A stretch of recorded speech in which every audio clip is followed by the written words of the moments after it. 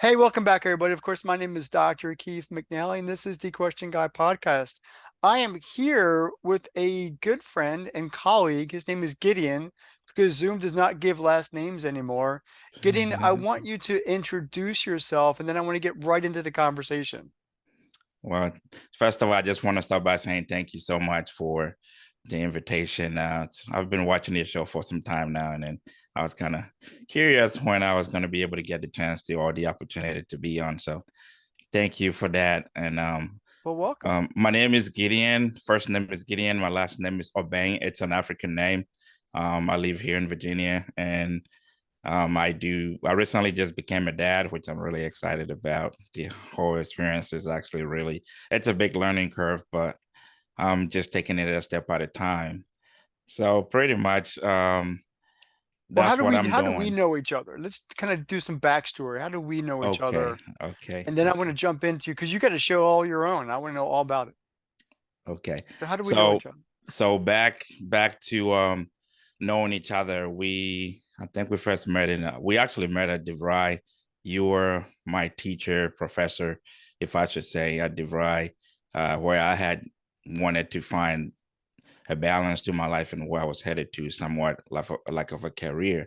Mhm. And I had always like had a thing for network engineering, which is what you were actually teaching at that time. So And so this I was became like easily six, 5, 6 six, years ago, six, right? yeah, 6, 7 years And ago. Yes. and I live here, just for giving our audience some context here. I live here in Suffolk and taught at the Chesapeake campus as my main campus.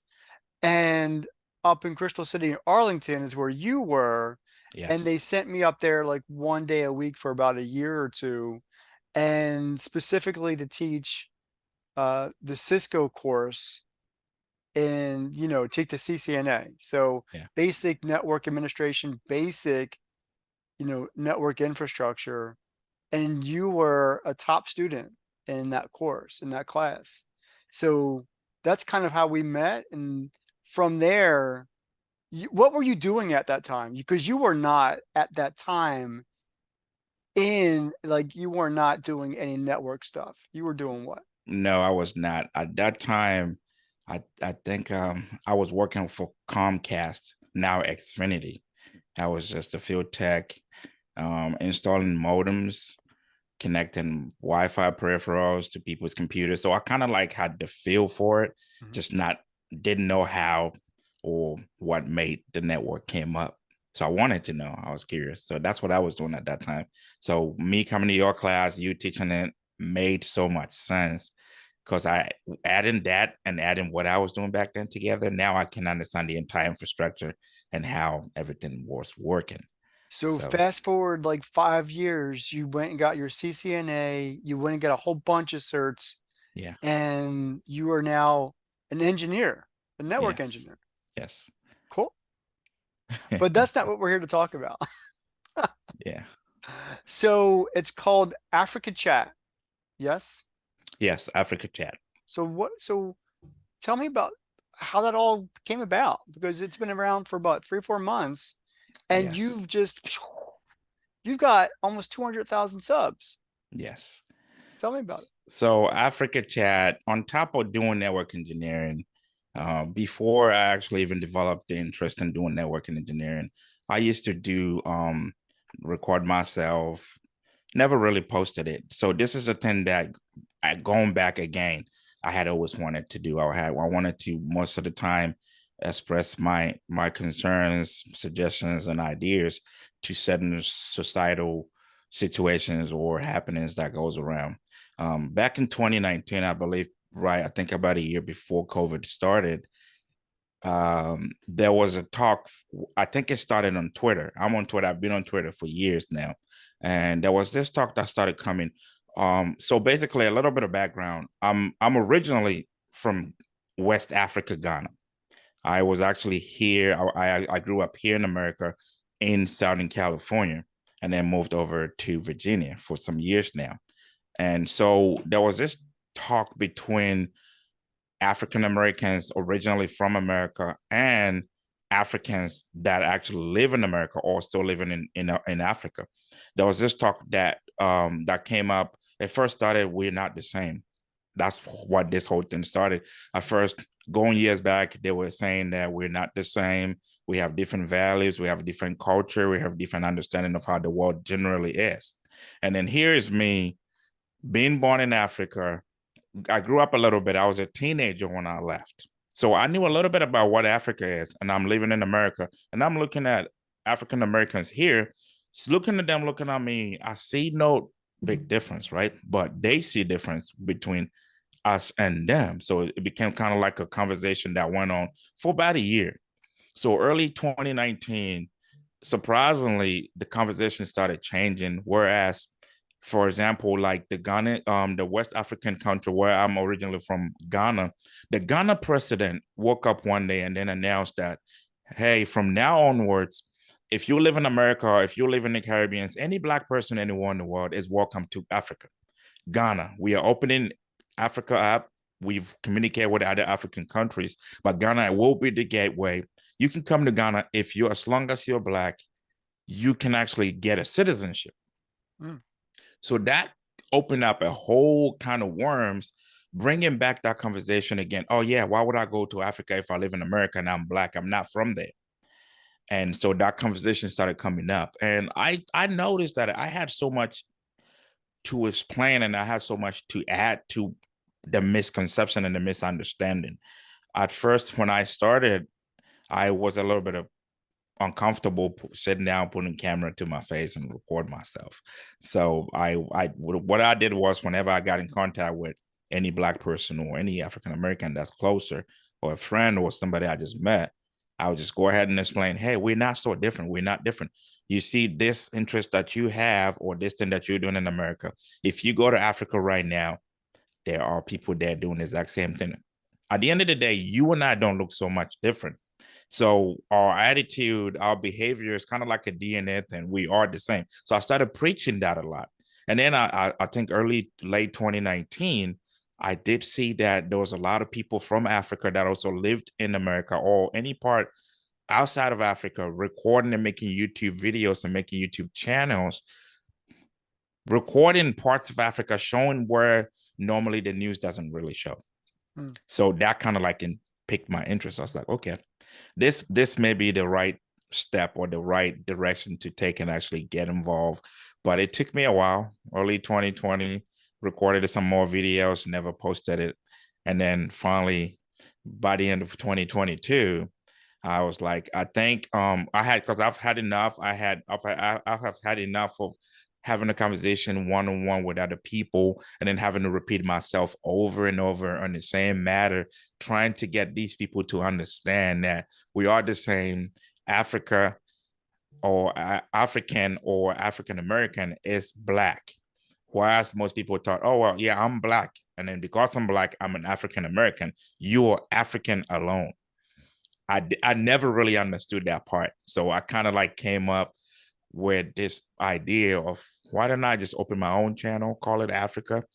And it took a while to come up with a name. The actual reason or the background of coming up with a name, there's an actual episode. I don't know if you've watched it on my channel, explaining how I did come up with it. So that's what brought about the whole Africa chat. Basically, is for the African community, is for Black people, it's for Africans living in the diaspora like myself, and then also it's for the first generation of Africans, because now I have a son. My son really is in between it. Is he gonna claim that he's an African American, or is my son gonna say, oh, because they're saying I'm just an African, I'm just an African, but he wasn't born in Africa, so where is he at? My opinion, my understanding is it doesn't matter. We're all Black people. We have, and it's really funny. Like, I've been able to tell people and show them, like, if you want to know what I'm saying is true, my aim, my goal is go to Africa, go visit at least once in your life as a Black person, not just Black people, like anybody. Go to Africa and understand how there are bad places in everywhere. There's bad places in America. There are bad places. There's the projects in America. There's a project in the UK. And so as there's it may not be called the same name, but there's a bad place in Africa as well too. So if you've seen just the bad part and you assume it's all bad, I think it's a mistake. And that's why we're here talking about the Black community, the world at large, and everybody else. My aim is encouraging people to have a different mindset about Africa. It's not the same. I've been there. I was born there. I grew up there and I left. There's so many things, even as a teenager, when I left Africa, I already knew. I've already experienced. And then it wasn't such a shock to me when I came to America to see those stuff. So that's what Africa Chat is about. Well, you grew a big following really quickly, and so that isn't normal. Yep. Uh, so you apparently had connections or people who are really interested in your content, but how did it grow so quickly? So from a start, from an idea to almost 200,000 subs, and that's like quite a lot. I mean, Yeah. Yeah. quickly you could easily be breaking a million before the end of this year is out. So that's Yeah. a million in a year. If we keep going there at this Yeah. rate, yes. Oh, Yes. So so again, I'm jealous, mhm, because I got, I'm trying to grow mine, but I have these eclectic, conversations with anybody across the world. yeah. How did you grow your audience so quickly? The first thing that got my audience to go faster was the interest. I piqued people's interest. Mm, Now more than ever in 2021, I think the data started from 2021. More than ever in the first time in history, Black people, not just in America, all over the world, for some reason, all of a sudden started to have interest in Africa. mm, There's been, I think, record wise, in the past 3 years, Black folks have done so many DNA tests for their ancestry to find out exactly where they are from. Because originally, Black people actually came from just Africa only. So, because of the idea and because I was talking about Africa on my channel, and because there's millions and millions of Black people that now have the interest, really famous people like Jay-Z, Beyonce, they're all going back to Ghana. They're all going back to Africa, and they're mostly going to Ghana, which is where I'm from. So I'm from a place that now people are so much interested to know about. And then that's where I'm from. So I'm talking about it. I'm posting videos about it. I started then because I was kind of like leaning into it. I didn't really first of all record my face. I was recording audio in the video that I was recording. So I was taking people's content that they made about Africa because I hadn't gone back there in a long time. And then I was making an audio addition to it to explain more for the stuff that I understand culture wise, the traditional marriage, the way Africans live as a whole. And people are really like kind of like interested in that in 2023 and 2022. And then I think moving forward, it's only going to be more. So mm. that's how, first of all, I got that much attention because a lot of people were doing the ancestry test, and especially the big famous people, when they posted it online, it made other people, just like an ordinary Black person, also wanted to be a little bit curious to know exactly where their ancestries go back to or their DNA goes back to. And most of them ended up being a little, I think the percentage wise, they had the most from Ghana, which is the West Africa. So that's what brought about. And I think there's a secondary thing I did. My thumbnails. So my thumbnails was always catchy. Mm. You know, my title and the thumbnails is one of the most important things that you would ever want to get. Right. You have to have a catchy thing that will have somebody like, what is he talking about? Oh, what Well, is you got to this? tell me what the caption needs to be for this video because I want people to watch it. Okay. I worked I work by the end of the video, I think I'll come up with one. Okay. But it should be something related to knowing the new norm, like the new you could actually be the new so now the new norm is there's really not much of a big separation between because most African American, I don't even know how to separate it because we're all Black people, you know. So most African Americans are now realizing that the normal African that just came out of a plane from any part or any country from Africa is just like them. Most people are leaning towards to that understanding. So putting something like that as a title would actually pique people's interest and they would like to know what it's about. What are you talking about? Do you have a proof? Do you have a point? Is this person even experienced at all? So the thumbnails and the title goes a long way. Well, for the thumbnail, I'm gonna need Uh-huh. a head pick. I'm gonna need something from you because Okay. you need to be part of that. Okay.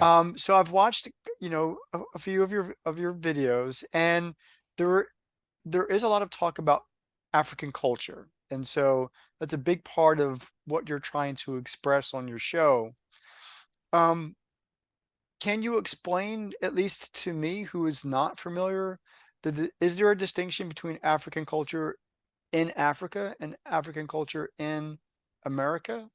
Or do I have, is that an entirely wrong question to ask? Oh no, it's a perfect question and it's accurate. Yes, a big yes. There's a big difference. For example, in Africa, when say for example you on a bus, like a public bus, and I'm younger, I see an older man or older woman or lady standing, I am required to get up and say, "Hey, would you sit?" So I can stand. Just for the simple reason I'm younger. I now find myself in America, Southern California. I'm on a bus going to school, and I see a lady, older lady, and I get up and I tell her to sit, and she gets offended. Like, what do you mean? It's your seat. You got the seat before I did. And I was like, yeah, I know, but you're much older. That's all I said. That was And probably not the smartest thing to say. I know, but I didn't know because once Right. again, because and then Right. this was another black lady. It's not even another different type of race. It was another black person. So I thought I would be in trouble if I went home and I told my mom, hey, there's a this much older person on the bus and I didn't get up. My mom, definitely coming from Africa, would have been mad Mm. and it will spark a whole lot of conversation. We did not raise you like that. So it took a while for me to get accustomed to the new culture that I'm looking at. Whereas I got here first. I don't care if you can if you can't walk or whatever you got to do. And then there are other things as well too. Same example, similar situation. A lady drops money or whatever at the bank. I rush in, try to take it for her, and then she goes like, "Whoa, whoa, whoa, whoa!" In Africa, it's normal. Older people are kind of like, just like we call them the first class citizen. In Africa, it's actually really first class citizens. They come Mm. before everybody. Older people and children come before everybody. Over here, I mean, sometimes I'll say it, but it's not so much. So that's kind of like one of the biggest culture shock and difference that I could tell you right off my head.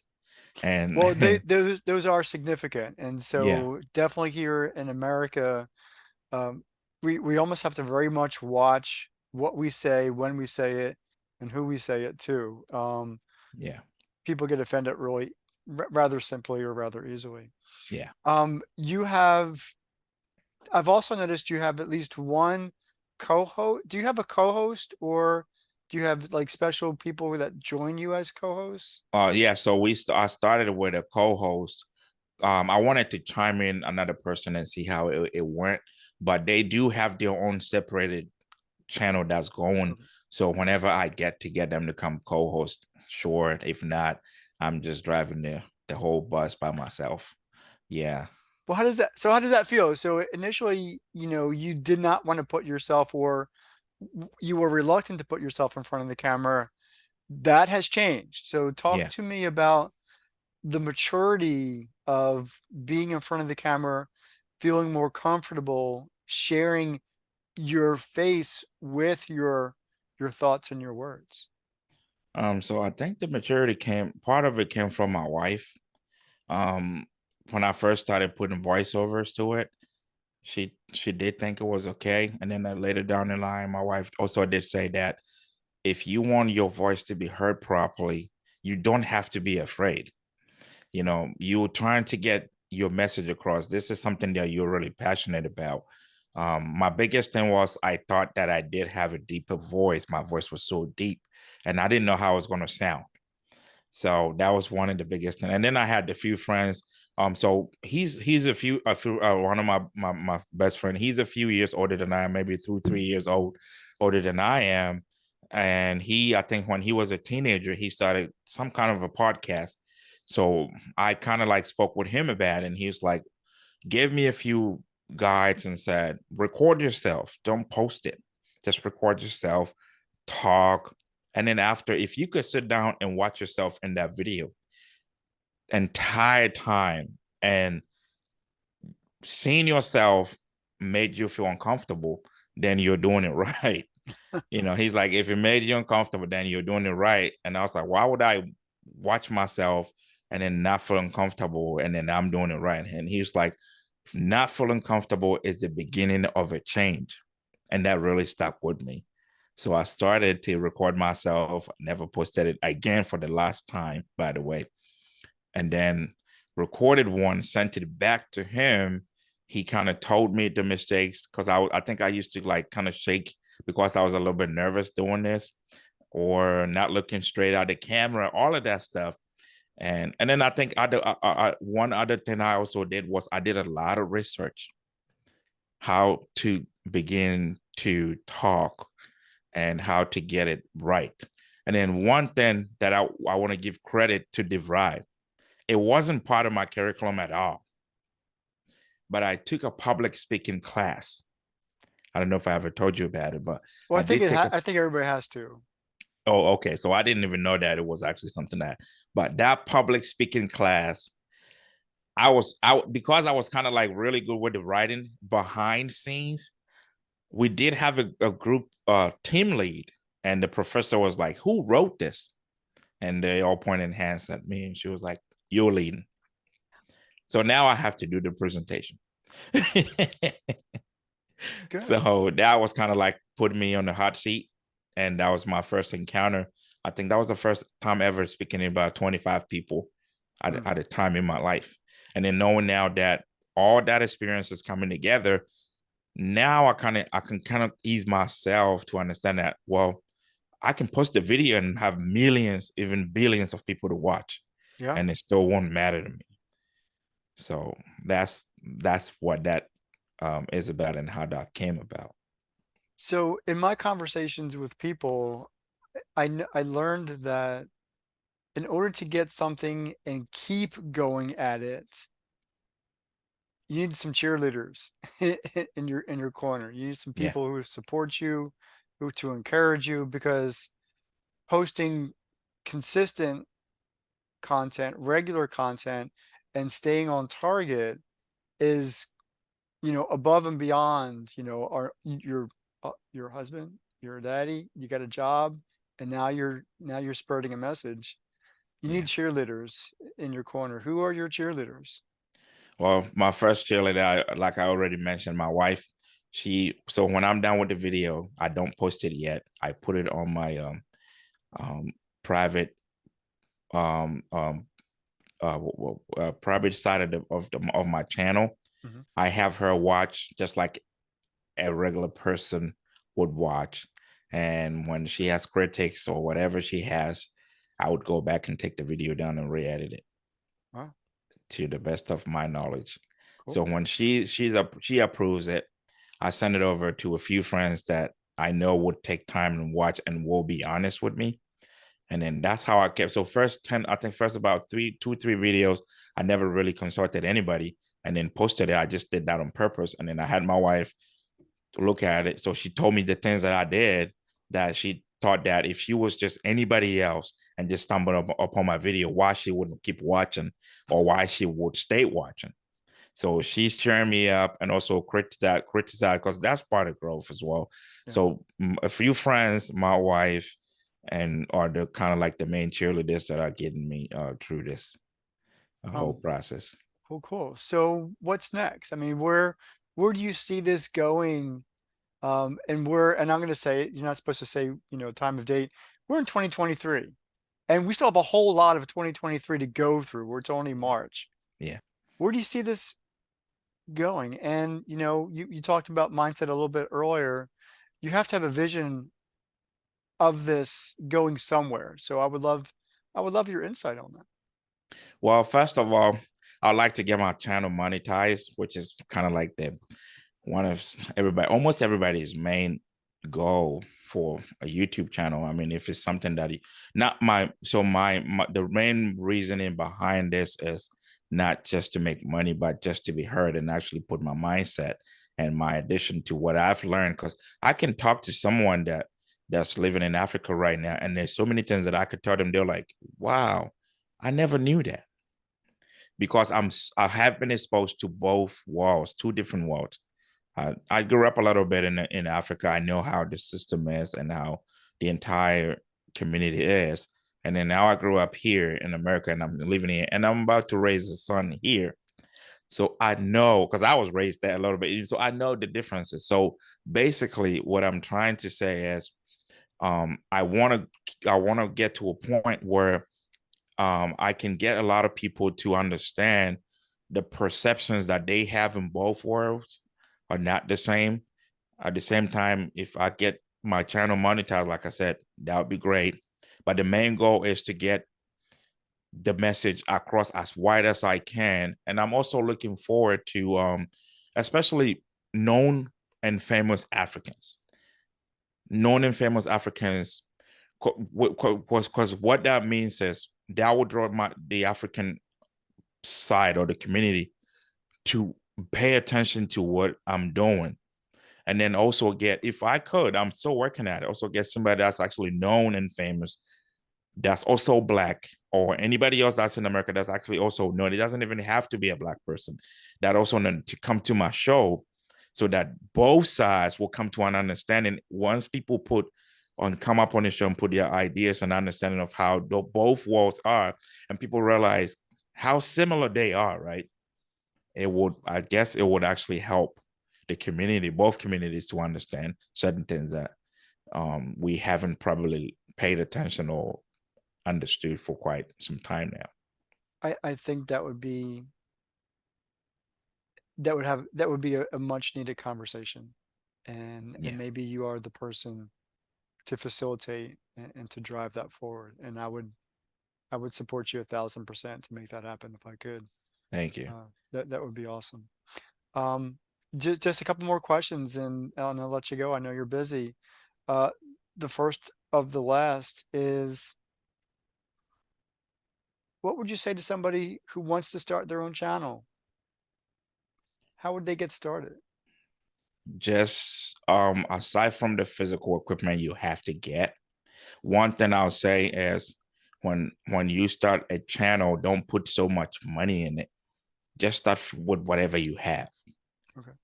And when I started my channel, I only started with an iPhone. And then I think I did buy Adobe, this Adobe, it wasn't Adobe Pro. It's an app. It was like $5 for 6 months. That would For the be able video to, editing? the video editing, it Yeah. was like $5. They have a cheaper art video editing softwares on iOS or Android, whatever smartphone you have, to edit the video, and you don't even have to touch a computer at all. That's where I started from. And then also, don't give up. Like, keep posting.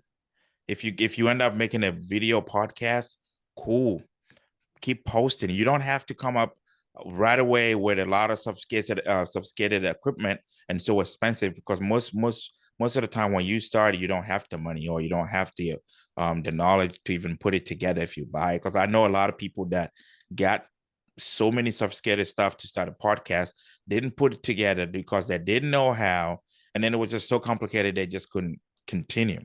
And then also, don't give up.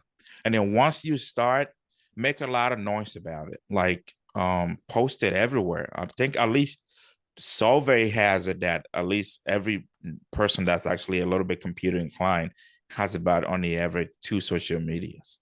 Hmm. When you record your first episode, make noise about it, put it out there, and let people know, hey, I started this. And then also be welcome, be ready for criticism. It's part of growth. Right. Don't let it stop you. People will always have something to say. It may, and it's never going to be positive all the time.